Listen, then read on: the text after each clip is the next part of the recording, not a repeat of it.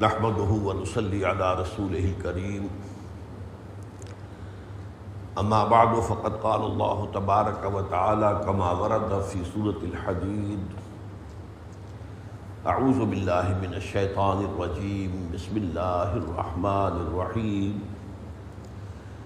ورهبانية ابتدعوها ما كتبناها عليهم إلا ابتغاء رضوان الله فما رعوها حق رعايتها فآتينا الذين آمنوا منهم أجرهم وكثير منهم فاسقون صدق الله العظيم. وعن أم المؤمنين عائشة رضي الله تعالى عنها قالت قال رسول الله صلى الله عليه وسلم من أحدث في أمرنا هذا ما ليس منه فهو رد. وفي رواية لمسلم من عمل عملا ليس عليه أمرنا فهو رد. رواه البخاري ومسلم رحمهم الله.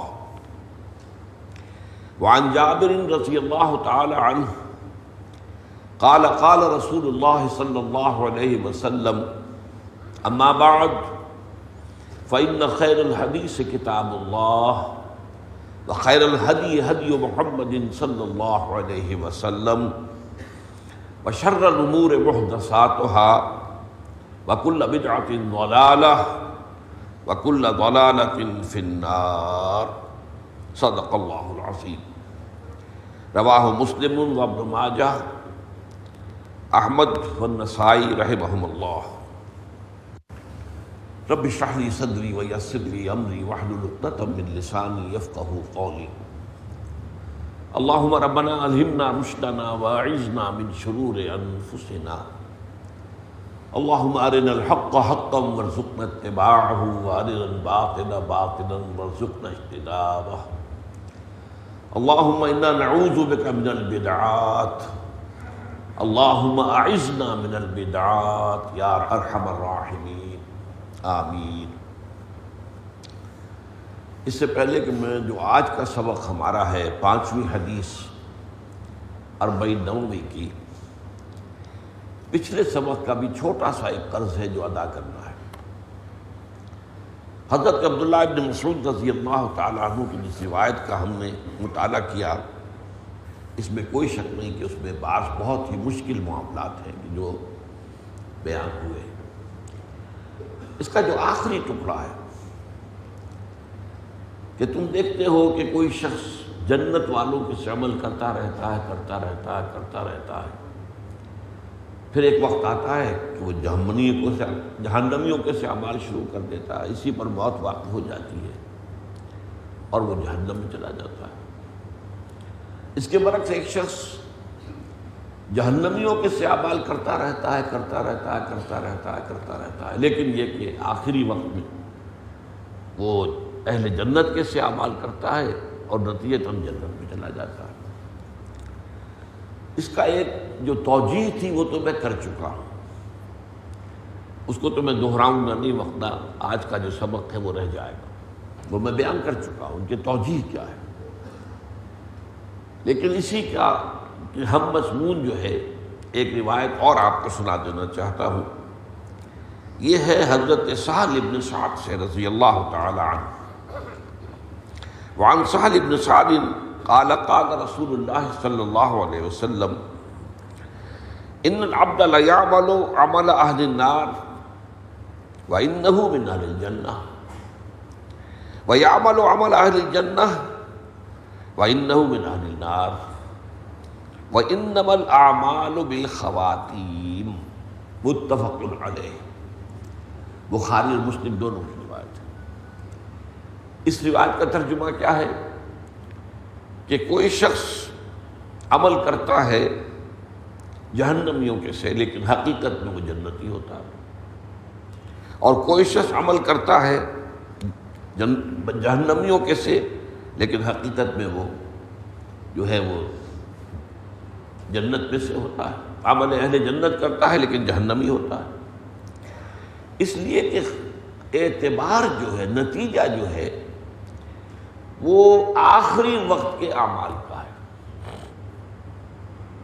زندگی کا آخری حصہ کس کیفیت میں گزرا ہے، فیصلہ کن وہ ہے. تو اب یہ وہی مفہوم ہے جو اس حدیث کا ہے، لیکن یہ کہ میں اس کا جو سبق ہے، جس کو آپ انگریزی میں کہتے ہیں مورل لیسن، کہ ایک کہانی ہم نے پڑھی کہ ابتدا میں میٹرک کے زمانے میں یہ کہانی تھی، اس کہانی کا مورل لیسن کیا، اس سے اخلاقی سبق کیا ملتا. وہ اخلاقی سبق یہ ہے کہ کبھی بھی اگر اللہ تعالیٰ نے آپ کو نیکی کی توفیق دی ہوئی ہے تو اس پر غرہ نہ ہو، اس پر مغرور نہ ہو جائے، اس پر یہ نہ سمجھ بیٹھے کہ میں تو جنتی ہوں ہی اور میری تو جنت میں جگہ ریزروڈ ہے. کیا پتہ کیا صورتحال پیش آ جائے، کون سا فتنہ سامنے آ جائے، کس فتنے میں گر پڑے. اور وہ ایک فتنے میں گرے ہوا جو ہے انسان، بلا من کسب سیئۃ واحاطت بہ خطیئتہ فاولئک اصحاب النار هم فیہا خالدون. اگر ایک بڑا گناہ بھی جان بوجھ کر کیا اور اس پر ڈیرا لگا لیا اور اس نے اس کا احاطہ کر لیا، اس کے گناہ نے، اس کی برائی نے، تو پھر وہ جہنم میں جائے گا اور ہمیشہ کے لیے جائے گا. اس کا انجام کافروں کا سا ہوگا جن کے لیے ابدی جہنم. اور دوسری طرف یہ ہے کہ اگر آپ دیکھتے ہیں کسی شخص کو وہ بدکار ہے، غلط کار ہے، تو اس کی بدی سے تو نفرت ہو، اس سے شخص نفرت نہ ہو. کیا پتہ اللہ تعالیٰ اسے ہدایت دے دے، بلکہ اس کے لیے دعا کریں، اللہ اہد قومی انہم لا یعلمون. انبیاء اور رسول کی سنت تو یہ ہے کہ جو انہیں ایذا پہنچاتے تھے ان کے بارے میں بھی دعا کرتے تھے، اے اللہ ان کو ہدایت دے، میری قوم کو. انہیں علم نہیں ہے کہ یہ کیا کر رہے ہیں، انہیں علم حاصل نہیں ہے کہ اصل زندگی آخرت کی زندگی ہے اور اس دنیا کے اعمال کا نتائج وہاں نکلنے والے ہیں. تو یہ دو طرفہ معاملہ ہونا چاہیے کہ کبھی اپنی نیکی پر غرہ نہ ہو اور یہ نہ سمجھ لے انسان کہ میں تو ہر حال میں جنتی ہوں. اس میں تو ایک انتہائی بات ہے جو حضرت ابوبکر نے فرمائی رضی اللہ تعالیٰ عنہ، کہ اگر مجھے یہ بتا دیا جائے کہ تمام انسان جہنم میں جائیں گے سوائے ایک آدمی کے، تب بھی مجھے یہ امید ہوگی کہ شاید وہ ایک آدمی میں ہی ہوں. اور اگر مجھے یہ بتا دیا جائے کہ تمام انسان جنت میں جائیں گے سوائے ایک کے جو جہنم میں جائے گا، تب بھی مجھے خوف رہے گا کہ شاید وہ ایک آدمی میں ہی ہوں. اس کو کہتے ہیں اصطلاح میں بین الخوف والرجاء. انسان کی کیفیت اللہ کے ساتھ بین الخوف والرجاء ایسی رہنی چاہیے کہ خوف بھی رہے، کسی حالت میں بھی آپ کتنے ہی اونچے مقام پر پہنچ گئے ہوں، اللہ کے خوف سے دل خالی نہیں رہنا چاہیے. اور وہ انہی حدیثوں کے حوالے کیا پتہ انجام کیا ہو. فإنما الأعمال بالخواتیم، جو خاتمے کے وقت کی کیفیات ہوتی ہیں اصل میں تو فیصلہ اللہ تعالیٰ کے ہاں اس کی بنیاد پر ہوگا. اب آئیے آج کا جو سبق ہے بہت اہم مضمون ہے. اس کی راویہ ہیں ام المومنین حضرت عائشہ صدیقہ رضی اللہ تعالی عنہا. آپ کو معلوم ہے کہ حضور کی نہایت چہیتی اہلیہ، نہایت چہیتی محبوب، اور پھر یہ کہ بہت بڑی صاحب علم، فقہائے صحابہ میں شمار ہیں، اور صحابہ بھی ان سے آ کر سوال کرتے تھے، پوچھتے تھے، معلومات حاصل کرتے تھے، اور تابعین بھی ان سے تعلیم حاصل کرتے تھے پردے کے پیچھے سے. عورتوں میں تو ظاہر بات ہے کہ ان کا علم جو ہے پھیلا ہے. اور بہت بڑی بات یہ ہے کہ حضور کی جو ازدواجی زندگی تھی، اب ظاہر بات ہے کہ وہ زندگی تو دنیا کے سامنے نہیں ہوتی، لیکن وہ انسانی زندگی کا ایک حصہ ہے، اس کے بارے میں بھی ہدایت تو درکار ہے. جیسے کہ بعض صحابہ نے آ کے شکایت کی تھی کہ حضور یہ یہودی جو ہیں ہمیں چھیڑتے ہیں، ہمارا مذاق اڑاتے ہیں کہ تمہارا نبی تمہیں بہت چھوٹی چھوٹی باتوں کی تعلیم بھی دیتا ہے. آپ نے فرمایا کہو ہاں، ہمارا نبی تو ہمیں استنجا لینا بھی سکھاتا ہے، وہ بھی ضروری ہے، طہارت ہے، طہارت ہی پر تو تمام عبادات کا دار و مدار ہے. تو یہ ہے حضرت عائشہ صدیقہ رضی اللہ تعالی عنہا.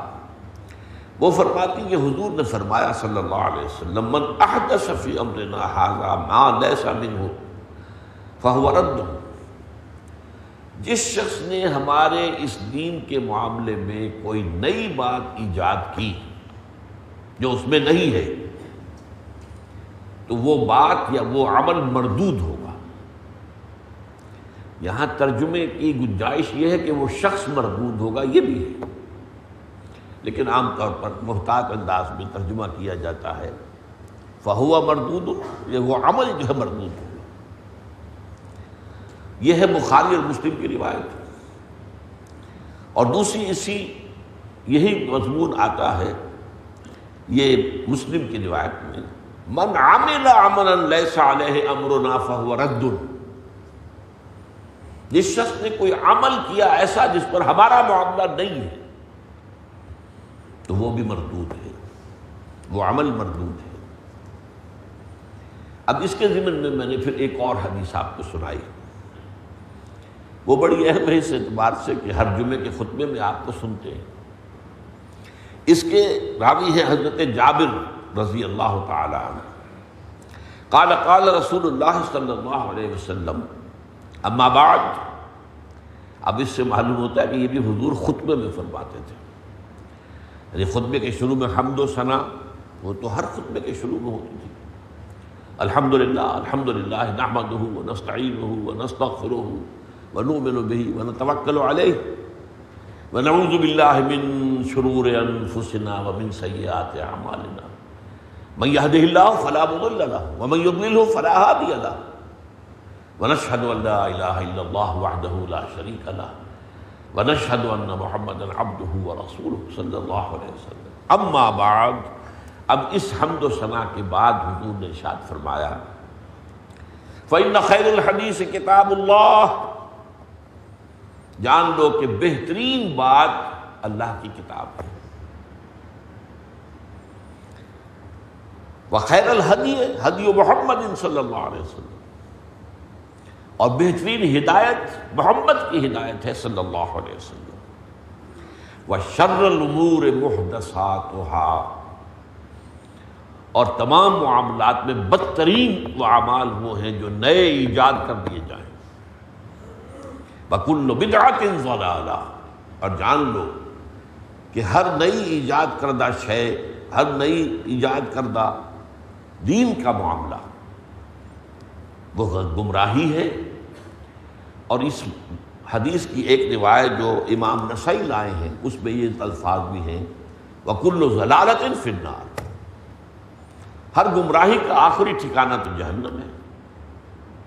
یہ آپ ہر جمعے میں سنتے ہیں، یہ خطبہ حضور کا اس کا حصہ ہے۔ اب ہمیں غور کرنا ہے کہ یہ دو لفظ آئے ہمارے پاس، بدعت اور محدثہ، لفظی معنی کیا ہے؟ یہ جو با دال اور عین کا مادہ ہے یہ آتا ہے کسی چیز کا بالکل اثر نو آغاز کرنا۔ اللہ ہے بدیع السماوات والارض، اللہ نے آسمانوں اور زمین کو پیدا کیا ہے بغیر کسی شے کے، اس سے پہلے کچھ نہیں تھا۔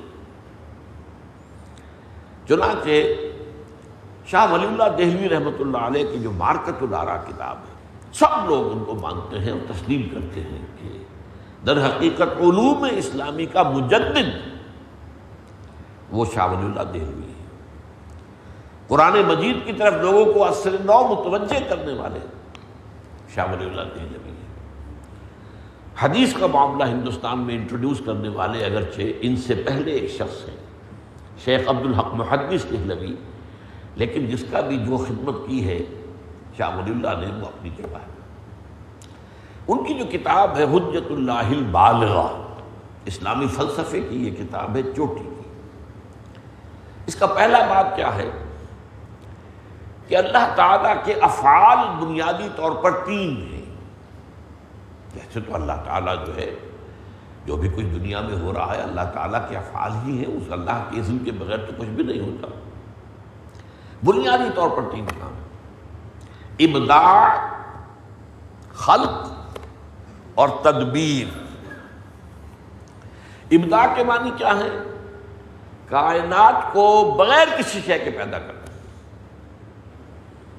اس کو انگریزی میں کہتے ہیں کریشن ایکس نیہیلو، ایکس نیہیلو، بغیر کسی شے کے کریٹ کرو، یہ ہے ابداع۔ خلق کیا ہے؟ کسی شے سے دوسری شے کو بنانا۔ آگ بنا لی تھی پہلے، پھر جن بنائے اس آگ سے، یہ خلق ہے۔ مٹی پانی بنایا جا چکا تھا، اس کے بعد اس سے حیوانات بنائے، اس زمین کے اوپر چلنے والے تمام حیوانات بشمول انسان۔ تو ایک خلق یہ ہے، خلق یہ ہے کہ ایک شے جو پہلے سے موجود تھی اس سے ایک اور شے بنا دینا، یہ خلق ہے۔ تو یہ خلق جو ہے انسان بھی کرتا ہے، پہلے کوئی چیز نہیں تھی، نئی چیز ایجاد کر لی۔ اسی لیے قرآن میں آیا فَتَبَارَكَ اللَّهُ أَحْسَنُ الْخَالِقِينَ، خالقین جمع کا صیغہ آیا، تمام پیدا کرنے والے اور تخلیق کرنے والوں کا بہترین تخلیق کرنے والا اللہ ہے۔ لیکن بدیع ایک ہی ہے، ذات بدیع، بدیع السماوات والارض۔ اب اس لفظ سے سمجھ لیجئے بدعت اس کو کہتے ہیں جو دین میں کوئی عبادات کے ضمن میں یا ثواب کے حصول کے لیے کیے جانے والے کاموں میں ایسی شے کا اضافہ کر دیا جائے جو پہلے ثابت نہیں،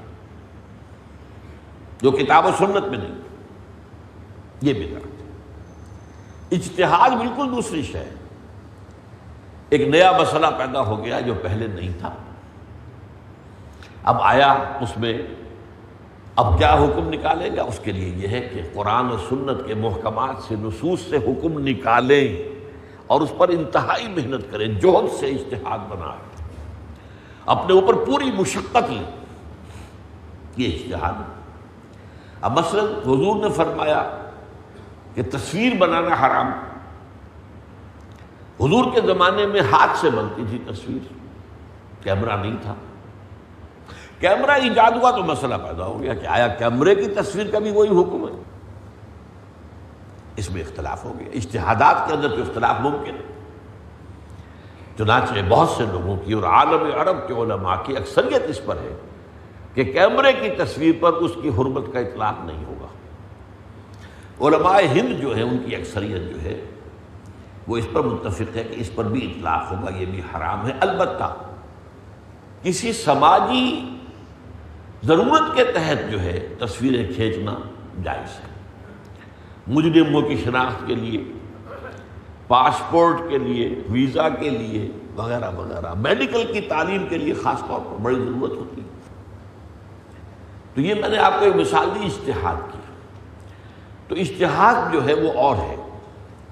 اسی طریقے سے سائنٹیفک ترقی ہوئی، حضور کے زمانے میں اونٹ پر چلتے تھے، گھوڑے پر چلتے تھے، گدھے پر سوار ہوتے تھے، اور تو کوئی سواری نہیں تھی، نہ سائیکل تھی، نہ موٹر سائیکل تھی، نہ کار تھی، نہ بس تھی، نہ ہوائی جہاز تھی، کچھ بھی نہیں تھی۔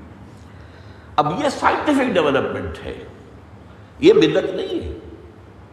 بعض لوگ بحثا بحثی میں اچھا جی یہ بھی تو، پھر اگر تم سمجھتے ہو کہ یہ بدعت ہے تو یہ بھی تو بدعت ہے، پھر کیوں نہیں تم اونٹوں پر سوار؟ نہیں، اس کا سوال نہیں ہے۔ یہ چیز جو ہے یہ کوئی عبادت کا حصہ نہیں ہے، اس پر کا کام جو ہے وہ نیکی، اس پر ثواب کا حصول، ثواب کا حصول ہے اس مقصد پہ جس کے لیے آپ سفر کر رہے ہیں۔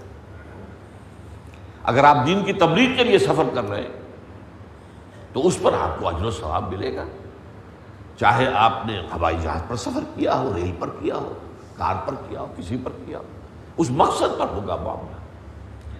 اور چاہے آپ اونٹ پر بیٹھ کے چلیں اور برائی کی تبلیغ کریں تو آپ پکڑے جائیں گے۔ تو جو چیزیں ہیں سائنٹیفک انوینشنز، ان کا معاملہ بھی اس سے خارج، اور اجتہاد کا معاملہ بھی اس سے خارج۔ اصل مسئلہ کیا ہوگا؟ جو عبادات کے نظام میں اور خالصتاً ثواب اللہ کی طرف سے حاصل کرنے کے لیے کوئی کام ایسا ایجاد کیا جائے جس کا کوئی سراغ جو ہے کتاب و سنت میں نہ ہو، وہ بدعت ہوگی۔ اسی طرح لفظ محدثہ، حدثہ کا لفظ آتا ہے کوئی شے جو پیش آ گئی، پہلے نہیں تھی، حادثہ ہو گیا۔ اب حادثہ اچانک ایک شے ہو گئی، وہ نہ کسی کے پیش نظر تھا، نہ کسی کا مقصد تھا، نہ کسی کا ارادہ تھا، نہ کسی کی خواہش تھی، پیش آ گئی۔ اسی طرح ہم کلام کے ذریعے سے جو بات کہتے ہیں اس کو بھی حدیث کہتے ہیں۔ اس سے پہلے تو وہ بات نہیں تھی، اب میں نے کہی، یہ حدیث، اسی لیے قرآن کو کہا کہ حدیث اللہ، فَبِأَيِّ حَدِيثٍ بَعْدَهُ يُؤْمِنُونَ، اس حدیث قرآن کے بعد اب یہ اور کس شے پر ایمان لائیں گے؟ اس سے زیادہ مبین شے، اس سے زیادہ واضح شے اور ہدایت دینے والی شے تو کوئی اور ہے نہیں۔ فَبِأَيِّ حَدِيثٍ بَعْدَهُ يُؤْمِنُونَ، تو حدیث اللہ کی ہے، حدیث حضور کی ہے، حضور کا فرمان، تو اسی سے لفظ محدث بنا ہے۔ کوئی نئی چیز ایجاد کر لینا، یہ محدث، یہ دونوں الفاظ آئے ہیں اصل میں، بدعت اور محدث، یہ دونوں ان حدیث میں جو میں نے آپ کے سامنے ابھی پڑھی ہیں، یہ دونوں الفاظ آئے ہیں۔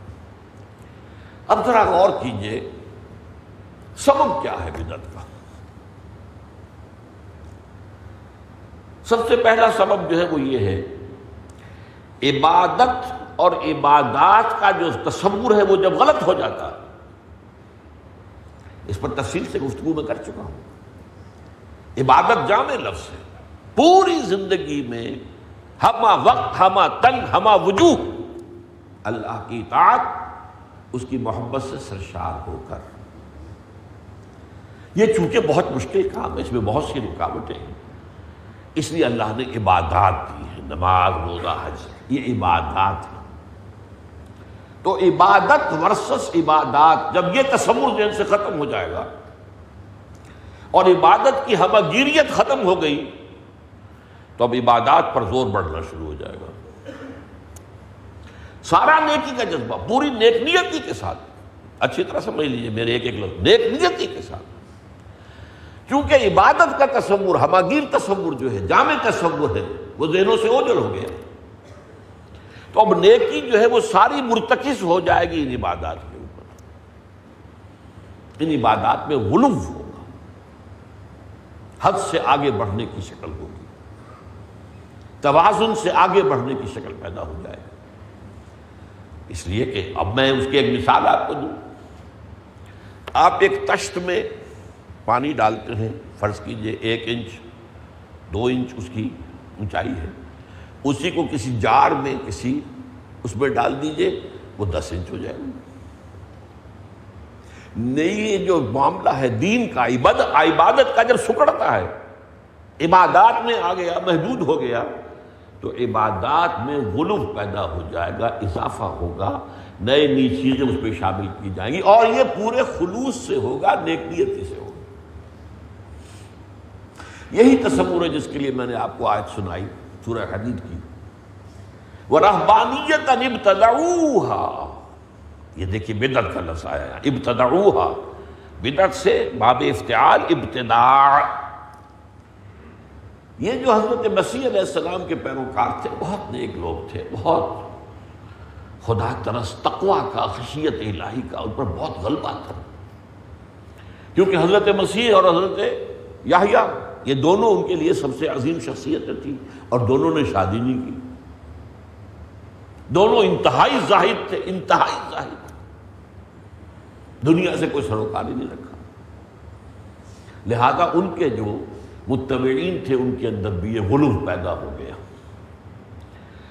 اور پھر ظاہر بات ہے کہ اس سے انہوں نے رہبانیت کا نظام بنا دیا، ساری عمر شادی نہیں کریں گے، بس خانقاہوں کے اندر پوری زندگی گزار دیں گے۔ اور ابتدائی زمانے میں واقعتاً ان کے ہاں ایسے ایسے سینٹس جو کہلاتے ہیں، سینٹ فلاں سینٹ فلاں، ان کے اندر واقعتاً ایسے لوگ تھے کہ جنہوں نے رہبانیت کا حق ادا کیا، لیکن اکثر و بیشتر لوگ جو ہیں اس کی پابندی پھر نہیں کر پاتے۔ طے تو کر لیا شادی نہیں کروں گا، لیکن جنسی جذبہ تو اندر ہے، وہ ابھر کر آتا ہے، اور پھر کیا ہوتا ہے اس کے بعد جب ڈکے ہوا ہے، زوال ہوا ہے موناسٹسزم کا، اس خانقاہی نظام جو ہے عیسائیوں میں، جب اس کا زوال آیا ہے تو پھر کہنے کو راہب خانے ہوتے تھے، راہب مرد، راہبہ عورتیں وہاں موجود ہیں، لیکن ایک تو یہ کہ عورت اور مرد کا یہ قرب جو ہے یہی ایک قیامت ہے۔ اب ظاہر بات ہے وہاں پھر سب کچھ ہوتا تھا، زناکاری ہوتی تھی، حرام کے بچے جو ہے ولادت ہوتی تھی، اور ان کے تہخانوں میں ان کی قبریں بنتی تھیں، اور یہ چیزیں میں جو کہہ رہا ہوں یہ خود ہسٹری آف کرسچین مناسٹسزم پر کتابیں لکھی گئی ہیں بڑی بڑی، انہوں نے خود لکھا ہے یہ سارے معاملے، اس لیے کہ فطرت کے انتقالوں کے خلاف غیر فطری قدغنیں لگانا، دریا بہہ رہا ہے، آپ اس کے آگے ایسے ہی کوئی چیز بند باندھ دیں تو بہا کے لے جائے گا۔ ہاں پہلے اس کو ڈائیورٹ کیجئے، اس کو رخ کو ایک طرف کیجئے، پھر جو زمین بن رہی ہے اس کے آگے آپ جو ہے وہ بند باندھیں، کچھ کریں، بیراج بنائیں، لیکن یہ کہ چلتے دریا میں تو نہیں بنا سکتے آپ۔ تو اس حوالے سے یہ چیزیں جو ہے پھر رہبانیت جو ہے یہ اس کا سبب، اور اس میں میں نے آپ کو بتایا کہ پھر فرمایا فما رعوها حق رعایتها۔ ابتدا میں تو میں نے جیسا کہ عرض کیا کہ واقعتاً ایسے سینٹ گزرے ہیں جنہوں نے پھر نبھایا، ساری عمر نبھایا، لیکن بعد میں پھر وہ اس کی پابندی بھی نہیں کر پائے جیسے کہ پابندی کرنے کا حق تھا۔ ورہبانیت ان ابتدعوها ما كتبناها علیہم، رہبانیت کی انہوں نے بدعت ایجاد کر لی تھی جو ہم نے ان پر فرض نہیں کی تھی، انہوں نے خود ایجاد کر لی کہ یہ بدعت ہے۔ فما رعوها حق رعایتها، پھر وہ اس کی پابندی بھی نہیں کر سکتے جیسے کہ پابندی کرنے کا حق تھا۔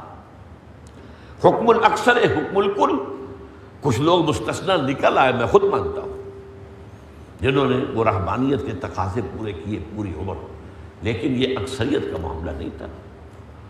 حکم الاکثر حکم الکل، اکثریت کا جو معاملہ ہوگا اسی پر کل کا اطلاق ہم کر سکتے ہیں، اس لیے فرمایا فما رعوها حق رعایتها فآتینا الذین آمنوا منہم اجرہم وکثیر منہم فاسقون۔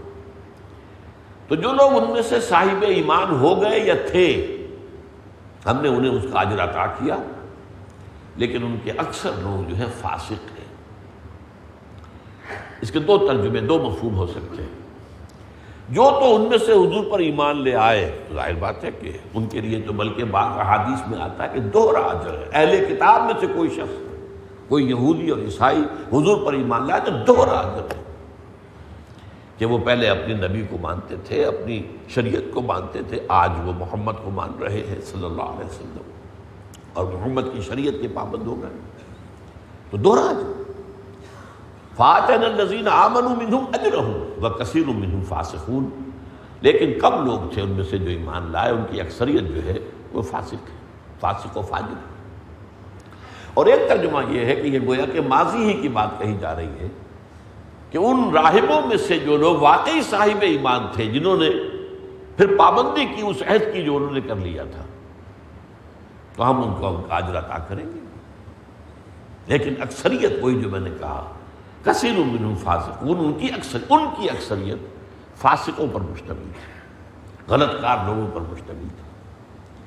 اور یہ آپ نوٹ کر لیجئے، یہ ایک حقیقت واقعی ہے کہ حضرت عیسیٰ کے پیروکاروں میں نیک راہب آخری وقت تک موجود رہے، ختم نہیں ہوئے۔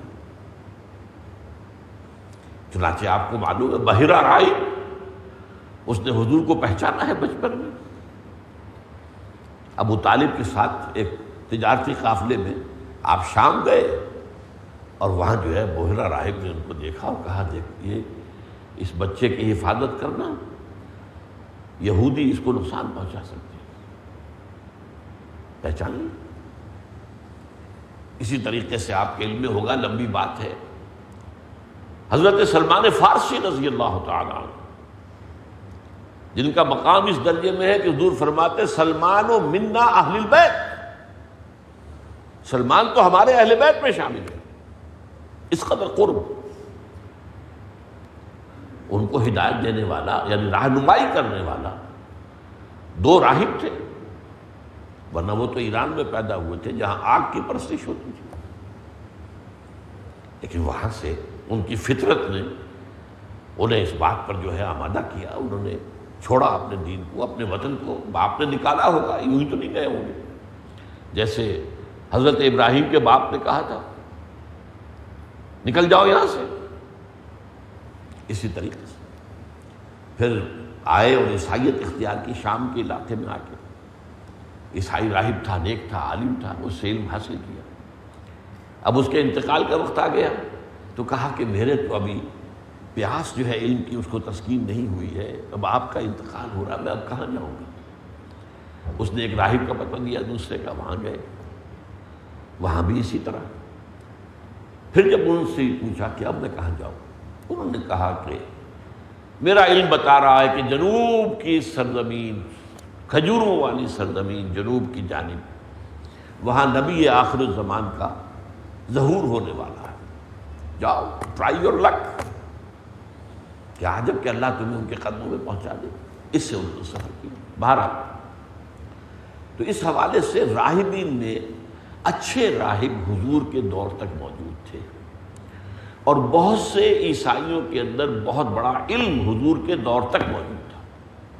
نجاشی نے جیسے پہچانا ہے، سورہ مریم کی آیات سنی اور اس نے کہا یہ تو جو کچھ اس میں بیان کیا گیا ہے عیسیٰ کے بارے میں، حقیقت میں عیسیٰ اس سے ایک بال برابر، تن کا برابر بھی زیادہ نہیں ہے۔ اور نجاشی،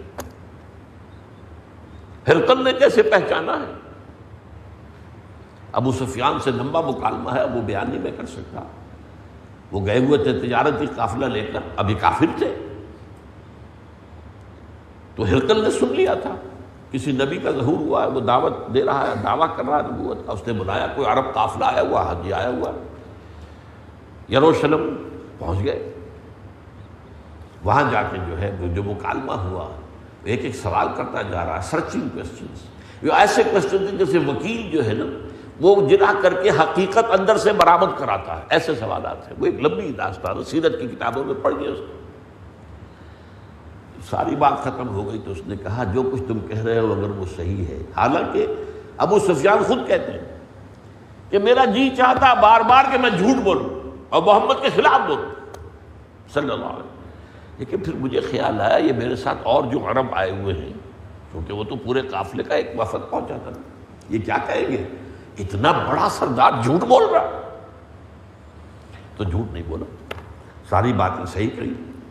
پھر اس نے کہا کہ اگر جو کچھ تم نے کہا وہ صحیح ہے تو میرے قدموں کی جو زمین ہے اس پر قبضہ اسی نبی کا ہوگا، یعنی فلسطین پر، شام پر وہ آئے گا، یہاں پہ اس کا قبضہ ہوگا، اس کی خبر نہیں اس نے۔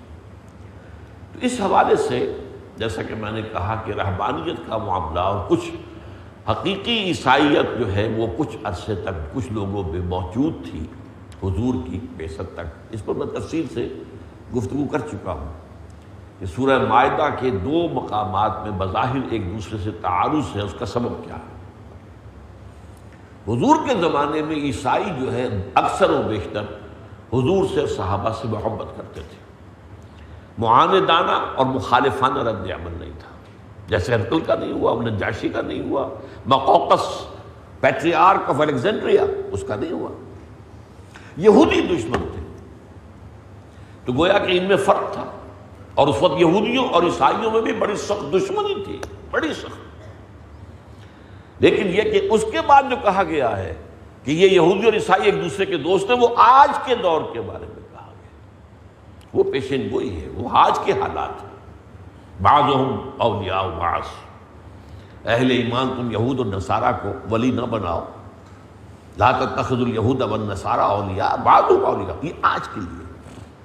بہرحال تو پہلی بات جو میں نے عرض کی آپ کے سامنے کہ بدعات کا سبب کیا ہے، جب عبادت کا تصور محدود ہو جائے تو عبادات پر سارا زور ہو جاتا ہے اور اس میں غلو پیدا ہوتا ہے، اور اسی کی آخری شکل رہبانیت ہے۔ اسی کے ضمن میں ایک حدیث میں آپ کو سنا دیتا ہوں، یہ حضرت انس سے ہے رضی اللہ تعالی عنہ، انہوں نے بیان کیا کہ صحابہ میں سے 3 انہوں نے ازواج مطہرات جو حضور کی تھیں ان کے پاس آ کے معلوم کیا عبادت کا معاملہ، عبادات کا معاملہ، حضور رات کو کتنی دیر جاگتے ہیں، نماز پڑھتے ہیں، قیام اللیل کتنا کرتے ہیں، حضور مہینے میں کتنے روزے رکھتے ہیں نفلی وغیرہ۔ اب جب انہیں ازواج مطہرات نے تو کوئی چھپایا نہیں، حضور کی زندگی جو ہے وہ تو کھلی کتاب تھی، تو انہوں نے سوچا یہ عبادت تو کم ہے۔ ان کے لوگوں کے خیال میں تو یہ تھا کہ حضور کمر لگاتے ہی نہیں ہوں گے بستر کے ساتھ۔ تقالوہا کے الفاظ آتے، انہوں نے قلیل سمجھا اس کو، لیکن اپنے آپ کو اطمینان دلایا کہ خیر یہ تو حضور کا معاملہ ہے، حضور سے تو کوئی گناہ سرزد ہو ہی نہیں سکتا، یہ ہمارا معاملہ نہیں ہو سکتا، ہم تو گناہ گار لوگ ہیں۔ تو ایک نے کہا میں ساری عمر کھڑا، ساری رات جو ہے عبادت کروں، سو نہیں۔ دوسرے نے کہا میں ہمیشہ روزہ رکھوں گا، کبھی ناغہ نہیں کروں گا۔ تیسرے نے کہا میں ساری عمر شادی نہیں کروں گا۔ حضور کو اطلاع مل گئی، طلب فرمایا اور جواب طلبی کی، کیا آپ نے یہ بات کہی ہے؟ کہ جی ہاں ہم نے کہی ہے۔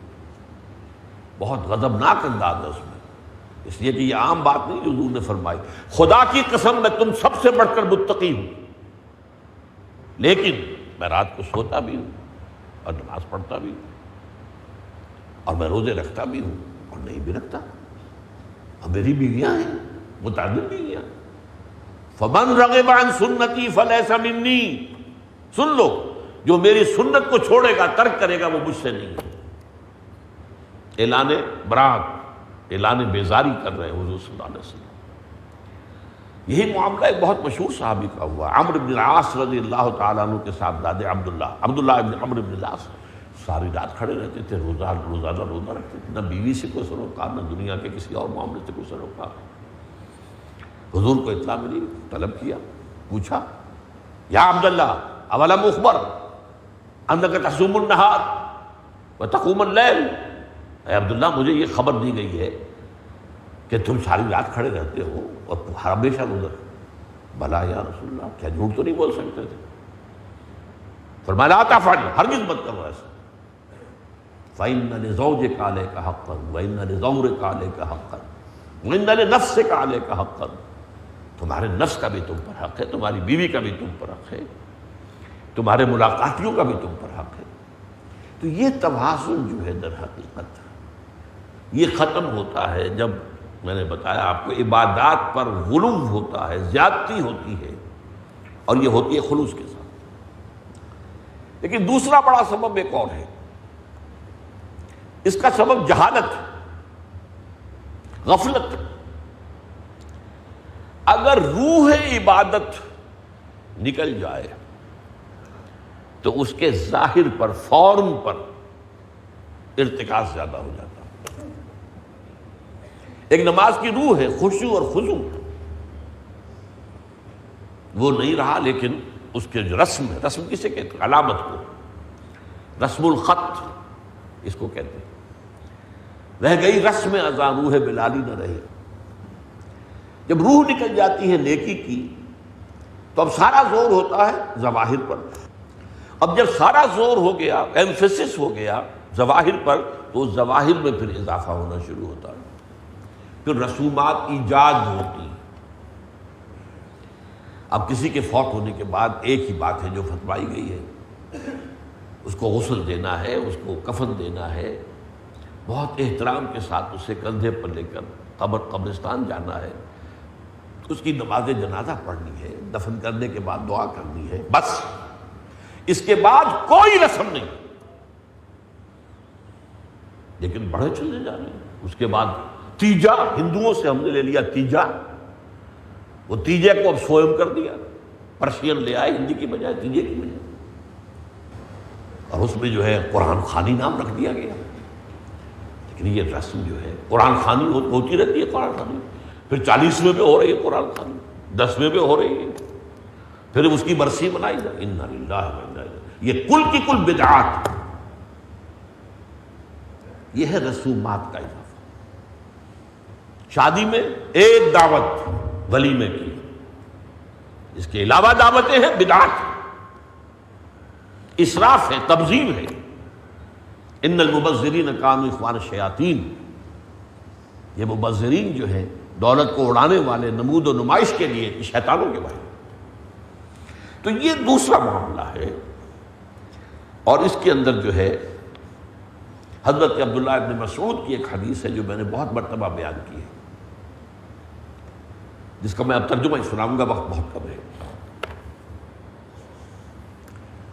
حضرت عبداللہ ابن مسعود فرماتے ہیں کہ حضور نے ارشاد فرمایا، اللہ نے جس نبی کو بھی بھیجا کسی قوم کی طرف اس میں سے ان کے اس نبی کے کچھ نہ کچھ حواری اور صحابہ ہوتے تھے، تھوڑے ہوں زیادہ ہوں، ہوتے تو تھے نہیں۔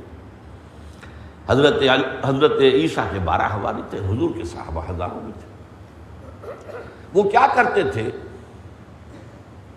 وہ عمل کرتے تھے اس کے حکم پر، یقتدون بامرہ ویہتدون بسنتہ۔ وہ اپنے نبی کے امر، وہی لفظ جو فرمایا اس حدیث میں، ما امرنا ھذا، اس امر کے اندر اگر کسی نے نئی بات ایجاد کی تو وہ اپنے نبی کی پیروی کرتے تھے، سنت پر عمل کرتے تھے۔ یاخذون بسنتہ ویقتدون بامرہ ثم انھا تخلف من بعدہم خلوف۔ پھر ہمیشہ یہ ہوتا، ہر نبی کا جاننے والوں میں، پہچاننے والوں میں، ماننے والوں میں ہوا ہے، امت محمد بھی مستثنیٰ نہیں ہے۔ پھر ایسے ناخلف لوگ پیدا ہو گئے، یقولون ما لا یفعلون ویفعلون ما لا یؤمرون۔ یہاں نوٹ کیجئے کہ وہ کہتے وہ تھے جو کرتے نہیں تھے، اور کرتے وہ تھے جس کا حکم نہیں۔ عید میلاد النبی کیا حضور کا حکم ہے؟ کیا اس کا کوئی ثبوت صحابہ سے ہے؟ کیا ہم صحابہ کے مقابلے میں حضور سے زیادہ محبت کرتے ہیں؟ لیکن تھا کہ معاملہ ما لا یؤمرون، جس چیز کا حکم ہوا نہیں اس پر عمل ہو رہا۔ یہ ہے در حقیقت رسم پرستی، اور رسم کے اندر پھر اضافہ ہوتے چلا جانا، اس پر ردے پر چڑھتے چلے جانا جو ہے، یہ دوسرا سبب ہے۔ اور اس کا ایک نتیجہ جو نکلتا ہے وہ اسی پر بات ختم کروں گا، اگرچہ ایک اور حدیث جو ہے اس موضوع پر بہت اہم ہے۔ نتیجہ کیا نکلتا ہے؟ جہاں بدعت آئے گی سنت رخصت ہو جائے گی۔ اب نماز جنازہ کی وہ اہمیت نہیں ہوگی، نہ نماز جنازہ یاد کرنی ہے، نہ دعا یاد کرنی ہے، کچھ پتہ نہیں، جا کے کھڑے ہو گئے ہیں، وضو بھی ہے کہ نہیں ہے، لیکن قرآن خوانی میں تو جانا ہی جانا ہے۔ یہ کیوں ہوتا ہے؟ ورنہ یہ کہ نماز کی اہمیت ہوتی، نماز جنازہ کی، آپ اگرچہ عربی نہیں آتی لیکن ترجمہ تو اس دعا کا یاد کر لینا کوئی مشکل کام نہیں ہے، تاکہ کھڑے ہوں دل سے دعا مانگے۔